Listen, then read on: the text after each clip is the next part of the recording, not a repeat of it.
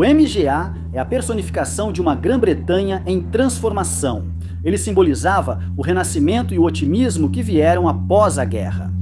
Mas esta versão, o Twin Cam, também prenunciou os problemas que um dia devastariam nossa indústria automobilística. Deveria ter sido um sucesso garantido. Em vez disso, eles venderam apenas 2.110 unidades e ele foi discretamente aposentado após apenas 2 anos. Vamos mergulhar na história do Twin Cam, descobrir por que foi uma oportunidade tão perdida e também como ele se comporta na estrada, hoje.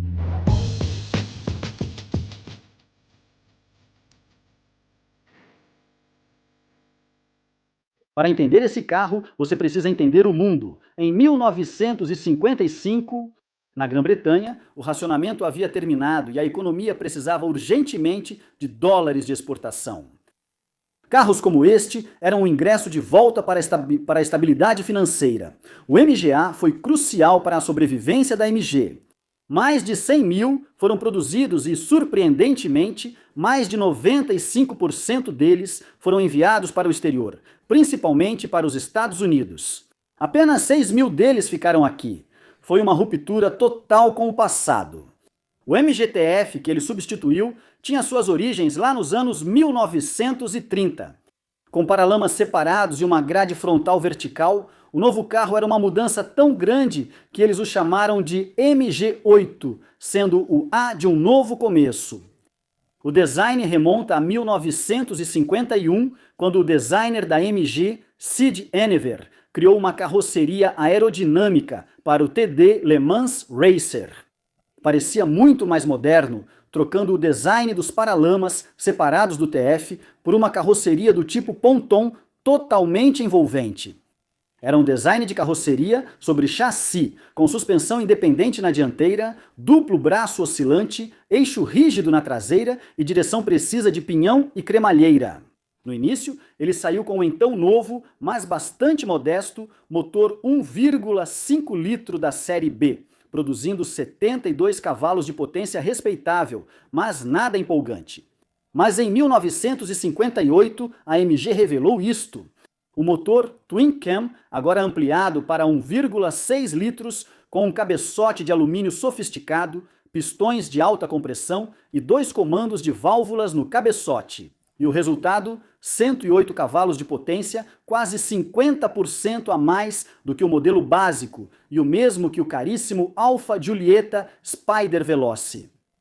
Finalmente, os britânicos tinham um rival à altura dos italianos.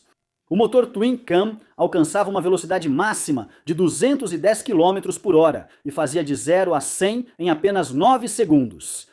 Agora, para contextualizar, a maioria dos carros de família dessa época levava bem mais de 20 segundos para chegar a 100 km por hora, e a MG não parou por aí. Ele vinha com rodas leves da Dunlop, semelhantes às usadas no Jaguar D-Type, e tinha freios a disco nas 4 rodas.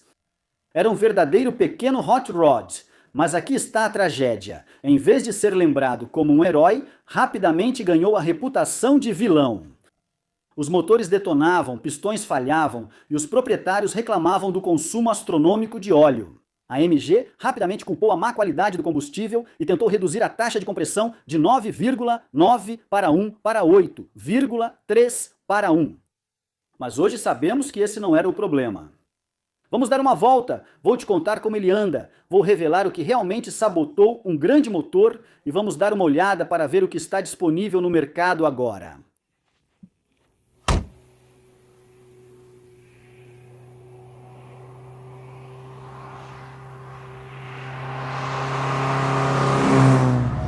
Agora, motores desse período, eles têm um sentimento próprio.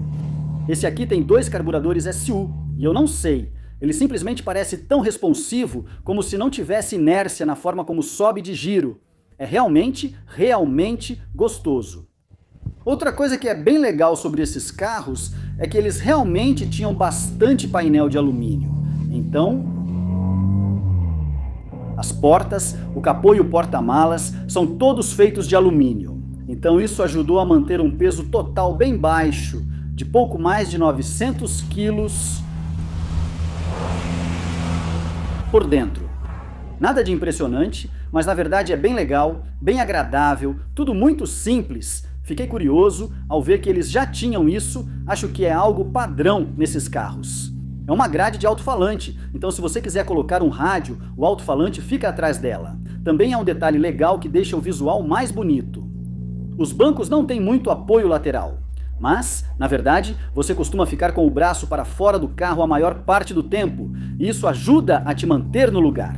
O volante é simplesmente gigantesco, tão grande que minhas coxas encostam nele o tempo todo. Mas você sabe, carros dessa época, em termos de ergonomia e posição de dirigir, sempre tem algumas limitações. Os pedais também são deslocados para a direita, mas no geral é bastante. É um carro bastante confortável de se estar. Agora, eu sou bem alto, caibo nele razoavelmente bem, tenho 1,85 m, então para um roadster dessa época, o espaço não é ruim. O câmbio é super direto, sabe? A alavanca vai direto nele, então você realmente não poderia pedir mais.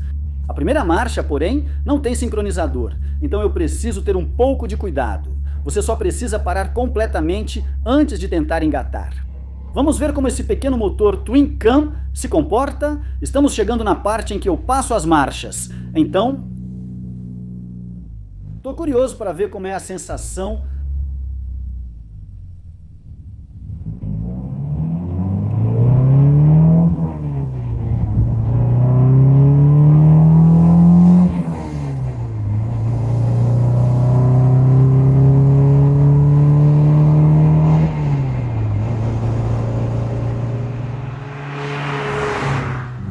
Muito bom, só reduzi um pouco a velocidade porque não sei quanto barulho esse microfone capta. Mas esse motor em particular é um dos que tem a taxa de compressão mais baixa, então é 8,3 em vez de 9,1. Ele perde 8 cavalos de potência, o que não parece muito, mas acho que em um carro com apenas 100 cavalos isso faz diferença. Mesmo assim, ele é certamente bem ágil.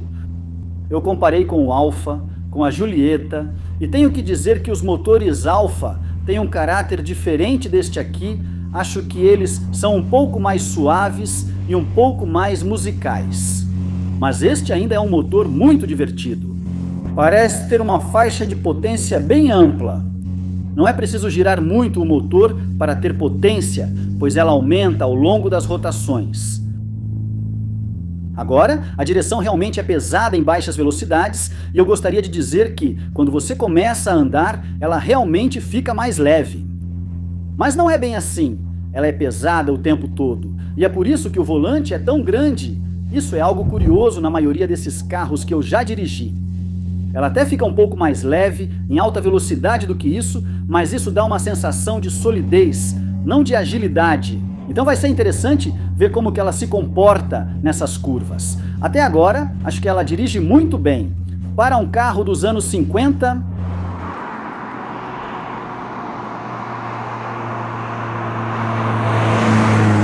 Agora, este carro em particular é um ótimo exemplo, porque ele tem exatamente a quantidade certa da pátina. No entanto, você diz isso para mostrar que, sabe, ele já teve um pouco de uso, mas ainda está muito bonito, brilhante e em boas condições. E parece dirigir muito bem também. Está bem firme. Davi, que é o dono, usa bastante. Ele faz várias viagens, inclusive para o exterior.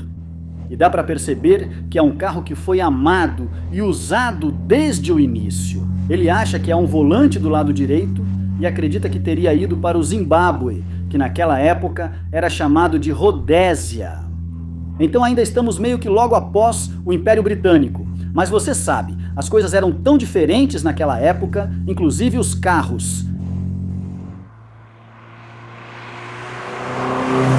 Quero dizer, nessas estradas levemente sinuosas, é muito agradável. A direção parece muito estável, muito firme.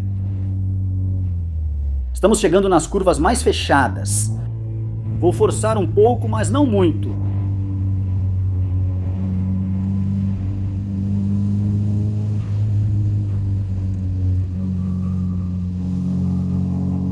Só um leve chiado dos pneus dianteiros entrando na curva.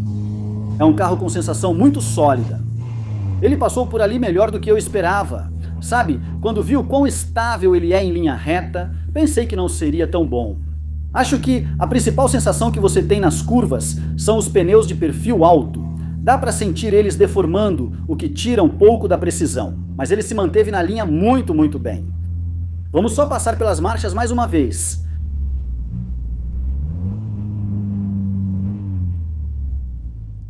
Os freios, os discos Dunlop em todas as rodas são ótimos, às vezes rangem um pouco, mas, de novo, para 1955, eles são realmente bastante impressionantes. Tem um truque, te conto já.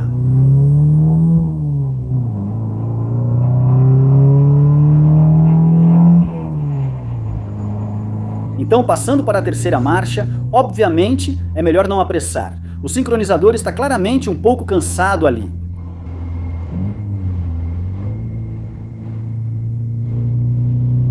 Estou realmente gostando agora, então com os freios agora, estamos chegando, fui avisado.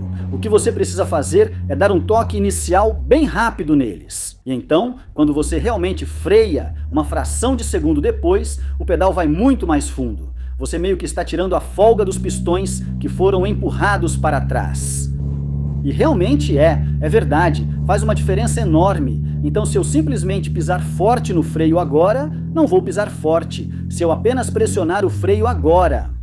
O pedal ainda freia normalmente, está tudo bem, mas o pedal parece bem macio e borrachudo.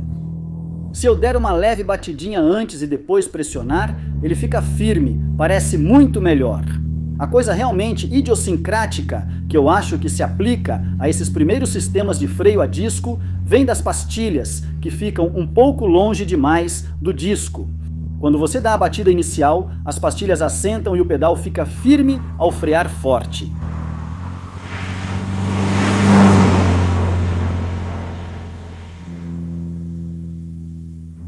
Então, é hora de revelar o que deu errado com esse motor, e é bizarro porque agora parece uma coisa tão simples. Como eu mencionei, eles inicialmente acharam que era gasolina ruim, o que levou à detonação, esse tipo de coisa, mas na verdade eles perceberam que esses carros têm 2 carburadores SU.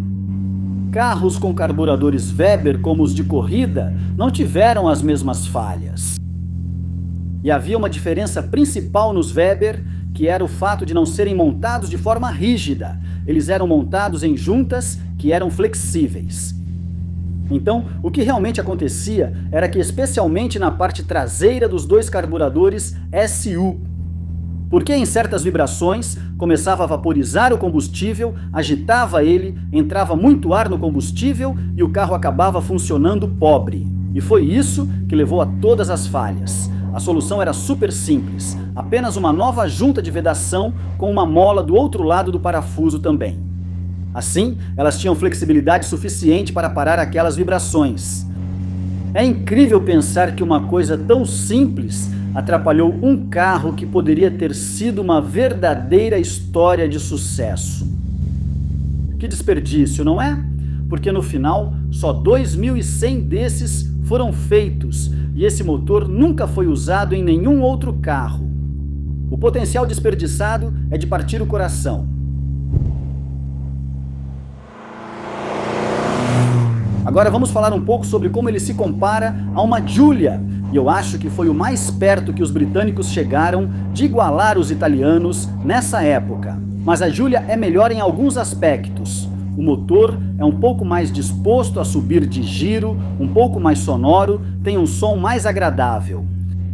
Mas também, em termos de chassi, eu acho que a Giulia é um pouco mais disposta a brincar. Mas eu acho que isso funciona melhor como um GT, tem uma estabilidade inata e um rodar muito confortável também.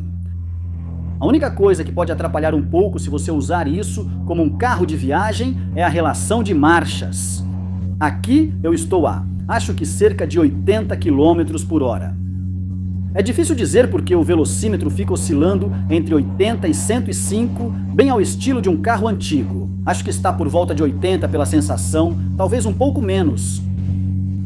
Mas sabe, já estou a 3.000 giros, então realmente cairia bem uma sobremarcha. Não sei, acho que não estava disponível nessa época, porém, tenho que dizer que acho esses carros incrivelmente bonitos. Eles também têm algo de Jaguar XK vistos de lado. E embora eu adore o MGB, acho que este está em outro nível. Em termos da satisfação que você sente só de, sabe, olhar para ele na sua garagem ou qualquer outra coisa maravilhosa. Agora, se você quisesse comprar um, poderia pegar um MGA padrão por algo entre 15 mil por um carro utilizável até 25 mil por um carro em bom estado. Se você quisesse pegar um Twin Cam, então o preço aumenta significativamente, provavelmente mais 10 mil libras em cima. E quando dei uma olhada ontem à noite, não consegui ver muita diferença entre os cupês e os conversíveis. Mas o Davi, que é dono desse aqui, me disse que os cupês são mais baratos. Eu não sei, eu adoro o visual dos cupês agora. No começo do vídeo, eu mencionei que isso meio que prenunciava alguns dos problemas que a indústria automobilística britânica teria mais tarde. E nada representa isso tão bem quanto o que aconteceu com o MGB. Dá uma olhada nesse vídeo, onde eu comparo com o Datsun Z e mostro o que aconteceu com os britânicos. Por que a nossa indústria ficou tão para trás agora? Um enorme obrigado ao Davi por trazer isso aqui hoje e obrigado a todos vocês por assistirem. Espero ver vocês no próximo vídeo